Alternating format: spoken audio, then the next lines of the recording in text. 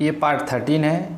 ये वीडियो में हम लोग एक्सरसाइज 3.5 को सॉल्व करेंगे और उसमें भी क्वेश्चन नंबर 2 से सॉल्व करेंगे। क्वेश्चन नंबर 2 क्या है, देखिए आपको बोला जा रहा है find the value of A and b so that system of equation has infinite number of solutions, है ना।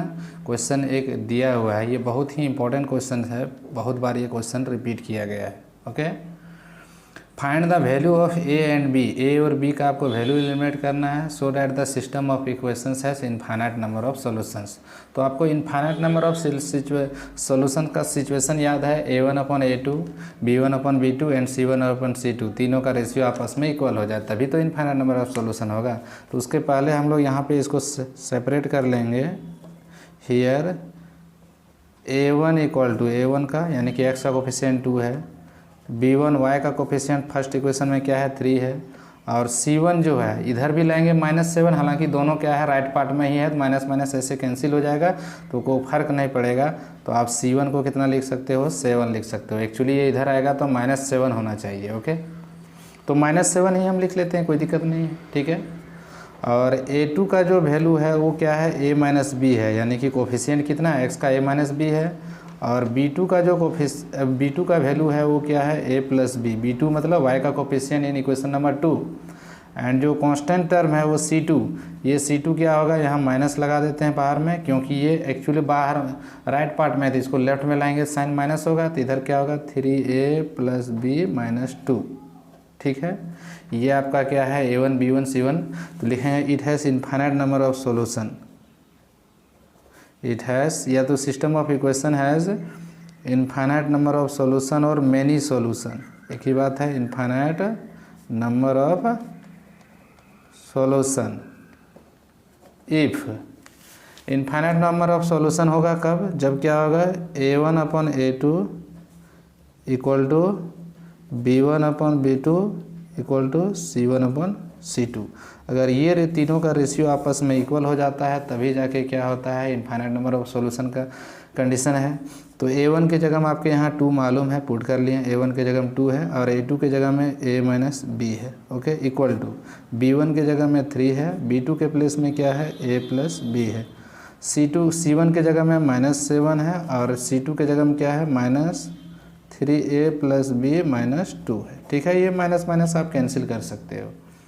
तो देखिए यही सिचुएशन है, अगर ये तीनों आपस में इक्वल होगा तभी तो क्या होगा इनफाइनाइट नंबर ऑफ सॉल्यूशन आएगा। तो अगर हमको यहाँ से ए और बी का वैल्यू एलिमिनेट करना है तो सबसे पहला बात है फर्स्ट टर्म, सेकंड टर्म और थर्ड टर्म जब तीनों आपस में इक्वल है तो कोई दो भी तो इक्वल है, तो हम क्या करेंगे फर्स्ट और थर्ड को इक्वेट करेंगे, फिर सेकंड और थर्ड को इक्वेट करके यहाँ से 2 इक्वेशन बना लेंगे। ओके, तो यहाँ से हम क्या करते हैं taking first and third term, ठीक है, फर्स्ट और थर्ड को ले लेते हैं हम लोग। तो फर्स्ट और थर्ड को लेंगे तो A2/A-B इक्वल टू ये क्या बनेगा 7/3A+B-2, ठीक है। इसको ले लेते हैं और इसको क्रॉस कर देते हैं, ठीक है। क्रॉस करेंगे तो यहाँ से मल्टीप्लाई होगा, ये क्या होगा 7A हो जाएगा, माइनस क्या होगा 7B होगा, फिर 2 से मल्टीप्लाई करेंगे 2 3 जा 6A होगा, फिर क्या होगा ये 2B होगा, फिर 2 2 जा क्या हो जाएगा 4 हो जाएगा। तो ये यहाँ से आप A वाला पार्ट को यानी कि कांस्टेंट वाला पार्ट को, सारा वेरिएबल वाला पार्ट को एक साथ ले आते हैं। 7A 6A इधर आके सब्ट्रैक्ट होगा तो बचेगा A, -7B 2B इधर आ जाएगा तो ये बच जाएगा -9B, और ये ऑटोमेटिक आपका क्या है -4 के इक्वल है। तो ये इक्वेशन नंबर हम लोग यहाँ से इसको सपोज कर सकते हैं। यहाँ तो एक्चुअली इक्वेशन ले लिए थे 1 2 ले लिए हैं, तो यहाँ भी 1 लेंगे तो कन्फ्यूजन होगा, तो इसको हम लोग क्या करते हैं रोमन में 1 ले लेते हैं, ठीक है। और इसको हम सपोज कर देते हैं कोई दूसरा चीज़ ले लेते हैं, कुछ भी ले लेते हैं, इक्वेशन नंबर मान लेते हैं इसको कैपिटल A ले लेते हैं, ठीक है, कैपिटल A ले लिए। आप 1 2 भी लिख सकते हो, 3 4 भी यूज कर सकते हो, इसमें कोई हर्ज नहीं है। तो यहाँ से A-9B इक्वल टू आपका एक इक्वेशन बच गया, -4 के इक्वल एक इक्वेशन आया है, A-9B इक्वल टू -4 के इक्वल एक इक्वेशन यहाँ से दिखा। फिर हम लोग जाके क्या करेंगे, यहाँ के बाद इसको नेक्स्ट पार्ट को सिंप्लीफाई करेंगे। तो नेक्स्ट पार्ट को जब सिंप्लीफाई करेंगे तो क्या होगा, सेकेंड और थर्ड को सिंप्लीफाई करते हैं, ठीक है। अब यहाँ के बाद देखिए अब क्या ले लेते हैं, सेकेंड और थर्ड को। तो हम लोग क्या करते हैं, taking second and third term, second और थर्ड टर्म ले लेते हैं। सेकेंड टर्म क्या है, 3/a - b इक्वल टू ये 7 क्या है, 3a प्लस b है, ठीक है, और माइनस क्या है, ये 2 है। अब इसको हम लोग सॉल्व करेंगे, 3a प्लस b - 2, तो इसको क्रॉस मल्टीप्लाई इसको भी करना पड़ेगा। तो क्रॉस मल्टीप्लाई करेंगे तो ये क्या हो जाएगा, 7, एक्चुअली ये प्लस में है ना, तो यहाँ से आपको आ जाएगा 7a plus 7b, right part में 3 से मल्टीप्लाई होगा, 3 3 जा 9a, फिर 3b हो जाएगा, फिर 3 से मल्टीप्लाई करोगे तो 3 2 जा 6 हो जाएगा। तो ये तो यहाँ से आ गया। अब इसको थोड़ा सा हम लोग क्या करेंगे, सेपरेट कर लेंगे। तो ये यहाँ से -2a बनेगा, क्योंकि 9a इधर उठ के आएगा तो -2a बनेगा। 7b इधर 3b आके सब्ट्रैक्ट हो जाएगा, तो ये बच जाएगा आपको 4b, और ये इक्वल किसके इक्वल होगा, -6 के इक्वल। ये हम सपोज कर लेते हैं इक्वेशन नंबर बी, ठीक है, कैपिटल बी सपोज कर लिए। अब 1 2 3 भी ले सकते हो। अब देखिए ये इक्वेशन नंबर ए है और इक्वेशन नंबर बी, ये दोनों को हम एलिमिनेशन से सॉल्व कर लेंगे, क्योंकि हमको स्मॉल ए और स्मॉल बी का वैल्यू चाहिए। तो ये ए है और यहाँ -2 है, दोनों का कोफिशिएंट को हम लोग मैच करना चाहेंगे। अगर हम लोग यहाँ पे क्या करते हैं, इक्वेशन ए जो है उसको 2 से मल्टीप्लाई करके इक्वेशन बी को क्या करते हैं, ऐड कर देते हैं, ठीक है। क्या किए, इसको 2 से मल्टीप्लाई कर लिए, क्योंकि 2a हो गया और ये फिर -2a है, फिर a एलिमिनेट हो जाएगा। तो यहाँ से हम 2 से मल्टीप्लाई करेंगे तो 2a हो गया, फिर 2 से मल्टीप्लाई करेंगे तो -18 भी होगा, और ये 2 से मल्टीप्लाई करेंगे तो -8 होगा। इसके नीचे क्या है, ऑलरेडी मेरा -2a है, और ये क्या है 4b है, और ये क्या है -6 है। तो यहाँ से इसको सिंप्लीफाई प्लस कर रहे हैं तो कोई साइन में चेंजिंग नहीं आएगा मेरा, तो साइन में चेंजिंग नहीं आया तो इसका मतलब क्या हो गया, यहाँ से -14b बचेगा, और ये क्या हो जाएगा, -14 हो जाएगा। यानी कि आपको b का वैल्यू क्या होगा, -14 कट जाएगा, b का वैल्यू क्या आ जाएगा, 1 के इक्वल आएगा। बट b का वैल्यू 1 आया था, हमको क्या चाहिए, a का भी तो वैल्यू चाहिए। इक्वेशन b में यहाँ पुट कर लेते हैं, या इक्वेशन ए में पुट कर लेंगे, कोई भी इक्वेशन में पुट करेंगे हम लोग तो आ जाएगा value. Putting b = 1 in equation number b, तो हम लोग b = पुट कर लेंगे 1 का वैल्यू, तो यहाँ से 1 पुट कर दिए हैं, इक्वल टू क्या हुआ, -6 हो गया।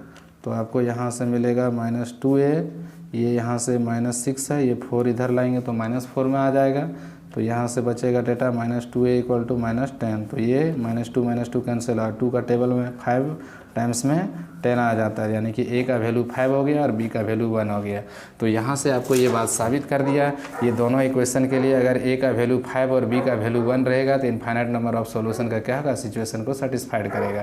तो आपका ये फर्स्ट पार्ट कंप्लीट हो गया, जो कि बहुत ही इंपॉर्टेंट क्वेश्चन, कुछ करना नहीं था, आपको रेशियो को a1 a2 b1 b2 c1 c2 का रेशियो को इक्वेट कर देना था।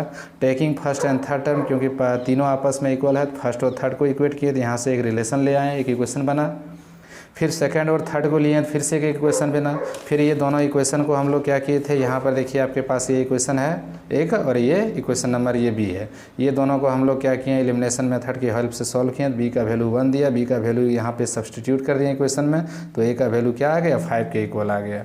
सिमिलर क्वेश्चन आपका क्या है, क्वेश्चन नंबर इसका सेकेंड पार्ट भी है, वो आपको हम बता देते हैं। सेकेंड पार्ट भी इसी तरह का क्वेश्चन है, यहाँ पर 9 सॉल्यूशन का क्वेश्चन पूछा जा रहा है सिचुएशन, ठीक है, इसका बी वाला पार्ट में। तो 9 सॉल्यूशन कब होता है, आपको कंडीशन याद होना चाहिए, जब 2 का रेशियो इक्वल हो और थर्ड के साथ अनइक्वल हो जाए। देखिए गिवन इक्वेशंस क्या है, गिवन इक्वेशन सर आपको दिया हुआ है 3x + y = 1, इक्वेशन नंबर 1 है ये। फिर आपको दिया है 2k, यहाँ से दिया है 2k - 1 × x, फिर दिया है k - 1 ×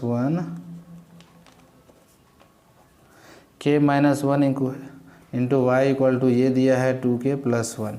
यहाँ पर आपको क्या करना है, k का वैल्यू बताना है, ताकि इसका 9 सॉल्यूशन यानी कि पैरेलल लाइन का सिचुएशन आ जाए। सबसे पहले हम लोग यहाँ से जज कर लेंगे a1 a2 a1, what is the value of a1 3, what is the value of b1 b1, यहाँ पर y का कोफिशिएंट क्या है, फर्स्ट इक्वेशन में 1 है, और कांस्टेंट टर्म क्या है C1 देखिए 1 है, दोनों राइट पार्ट में है तो माइनस लगाएंगे भी नहीं तो कोई इफेक्ट नहीं पड़ेगा। अगर एक माइनस लेफ्ट में रहता है एक राइट में रहता है तब आपको इफेक्ट पड़ जाता है। आप इधर भी ला के पुट करोगे तो -1 कर लेंगे तो यहाँ भी माइनस लगाना पड़ेगा, तो हम नहीं लाए हुए हैं, ठीक है। तो आपको कोई इफेक्ट इससे नहीं पड़ेगा क्योंकि माइनस माइनस फिर कैंसिल ही हो जाता है। A2 का जो वैल्यू है B2 का वैल्यू है ना, B2 का वैल्यू आपको यहाँ से K-1 है, या ले लीजिए -1 क्या है। फिर यहाँ से C2 का वैल्यू क्या आएगा, यहाँ से बाहर ही माइनस रखना होगा 2K+1, ओके। तो हमको लिखेंगे इट हैज़ नो सॉल्यूशन, या तो सिस्टम है of equation has no solution, it has no solution, यानी कि ये इसमें कोई भी सॉल्यूशन नहीं होगा। कब, when A1/A2 equal to B1/B2 is not equal to C1/C2। यही सिचुएशंस होना चाहिए। अगर ये तीनों में दो का रेशियो इक्वल है और तीसरा के साथ क्या अनइक्वल है, तभी यहाँ पे नो सॉल्यूशन का कंडीशन सेटिस्फाइड होगा। तो हम लोग यहाँ पे पुट कर लेते हैं। A1 के केस में मेरा क्या है 3 है, तो 3 क्या होगा 2K-1 होगा, इक्वल टू क्या आएगा यहाँ से 1 क्या आएगा K-1 आएगा, इज नॉट इक्वल टू क्या है यहाँ से मेरा -1/-2K+1, ठीक है। ये माइनस माइनस कट जाएगा। तो ये दो का रेशियो तो इक्वल है, तो ये दोनों को सॉल्व करके हम लोग K का वैल्यू बता सकते हैं। तो ये दोनों को हम क्या करेंगे सॉल्व कर लेंगे। तो देखिए ये दोनों को अगर सॉल्व करते हैं तो क्या हमको डेटा मिलता है, देखिए क्योंकि ये फर्स्ट 2 का इक्वेशन तो दोनों इक्वेट कर सकते हैं, ये थर्ड के साथ ना अनइक्वल है। तो हम लोग क्या करेंगे फ्रॉम या taking first and second term, ठीक है, taking from first and second term, first और सेकेंड टर्म को हम लोग लेके चलते हैं। तो फर्स्ट टर्म में क्या है 3/2K-1 इक्वल टू 1/K-1। तो ये दोनों को हम लोग सॉल्व करेंगे, तो यहाँ से क्रॉस मल्टीप्लाई करेंगे तो 3K 3 × 1 तो 3 हो जाएगा यहाँ पे, फिर 2K × 1 तो ये तो सेम टू सेम रह जाएगा। अब फिर इसको सॉल्व करेंगे तो 3K ट्रांसपोज करेंगे -2K, ये आपको -1 ये +3 हो जाएगा। तो ये आपको यहाँ से K इक्वल टू क्या दे गया फाइनल वैल्यू 2, यानी कि K का वैल्यू हम लोग 2 देखे रखेंगे तो इसमें क्या होगा इनफाइनाइट नंबर ऑफ सॉल्यूशंस आपको मिल जाएगा, ठीक है। तो ये बहुत ही इंपॉर्टेंट क्वेश्चंस था, इसका आगे आपको नेक्स्ट वीडियो में मिलेगा। Thank you.